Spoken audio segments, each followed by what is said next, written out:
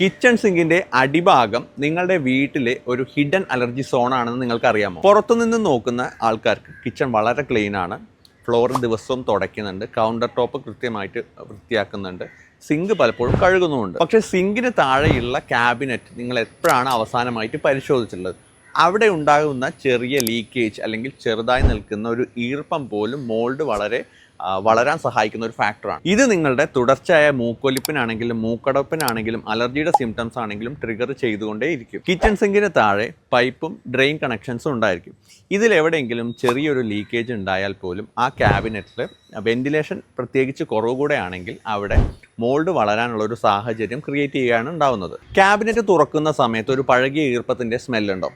അവിടുത്തെ വുഡ് പൊങ്ങിയതായി നിങ്ങൾക്ക് തോന്നുന്നുണ്ടോ?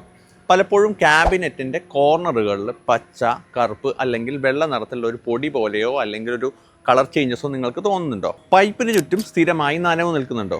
ഇങ്ങനെയുണ്ടെങ്കിൽ അവിടെ മോയ്സ്ചർ നിൽക്കുന്നുണ്ട്, ഒപ്പം തന്നെ മോൾഡിൻ്റെ ഗ്രോത്ത് അവിടെ നടക്കുന്നുണ്ട് എന്നാണ് കാണിക്കുന്നത്. മോൾഡ് വളരുന്ന സമയത്ത് അതിൻ്റെ ഉള്ളിൽ നിന്നുണ്ടാവുന്ന സ്പോർസ് അന്തരീക്ഷത്തിലേക്ക് പകരം പല സ്ഥലങ്ങളിലായിട്ട് സ്പ്രെഡ് ചെയ്യുന്ന സമയത്ത് അലർജി ഉള്ള ആൾക്കാർക്ക് പലപ്പോഴും തുമ്മലാണെങ്കിലും മൂക്കടപ്പാണെങ്കിലും സിംറ്റംസ് വരും. ഇതിനൊപ്പം തന്നെ ആസ്മ ഉള്ള ആളാണ് എന്നുണ്ടെങ്കിൽ ചില സമയത്ത് വീസിങ്ങോ ഇഷ്യൂസോ ഉണ്ടാവാൻ സാധ്യതയുണ്ട്. അതുകൊണ്ട് നിങ്ങൾക്ക് സ്ഥിരമായി അലർജി വരുന്നുണ്ടെങ്കിൽ വീട്ടിലെ ബെഡാണെങ്കിലും പില്ലോ കവർ ആണെങ്കിലും ഒക്കെ ശ്രദ്ധിക്കുന്നതിനൊപ്പം തന്നെ വീട്ടിൽ മോയ്സ്ചർ നിൽക്കുന്ന സ്ഥലങ്ങൾ, അതായത് സിങ്കിൻ്റെ അടിഭാഗം ശ്രദ്ധിക്കാം, ബാത്റൂമിലെ ഫ്ലോർസും അതുപോലെ തന്നെ ചുമരിലുള്ള കാര്യങ്ങളാണെങ്കിലും ശ്രദ്ധിക്കാൻ. മോൾഡ് എവിടെയൊക്കെ വളരുമോ അവിടെയൊക്കെ നിങ്ങൾക്ക് അലർജി സിംറ്റംസ് ഉണ്ടാക്കാനുള്ള ട്രിഗേഴ്സ് വരാനുള്ള കാരണങ്ങളുണ്ട്. ലീക്കേജ് ഉള്ള ഭാഗങ്ങളിൽ അത് റിപ്പയർ ചെയ്യുക, അവിടെ തന്നെ ഡ്രൈ ആക്കാൻ ശ്രദ്ധിക്കുക. ഒപ്പം തന്നെ വീണ്ടും ഇങ്ങനെ ഈർപ്പം വരുന്ന കാരണങ്ങൾ എന്താണെന്ന് മനസ്സിലാക്കി അവിടെ അത് ക്ലിയർ ചെയ്യുക. ഒപ്പം ചുമരൊക്കെ എപ്പോഴും നീറ്റാക്കി വെക്കാൻ ശ്രദ്ധിക്കുക. വലിയ രീതിയിൽ മോൾഡ് വളർന്നുണ്ടെങ്കിൽ സ്വന്തമായിട്ട് അത് സ്ക്രബ് ചെയ്തിട്ട് സ്വന്തം റിപ്പയർ ചെയ്യുന്നതിന് പകരം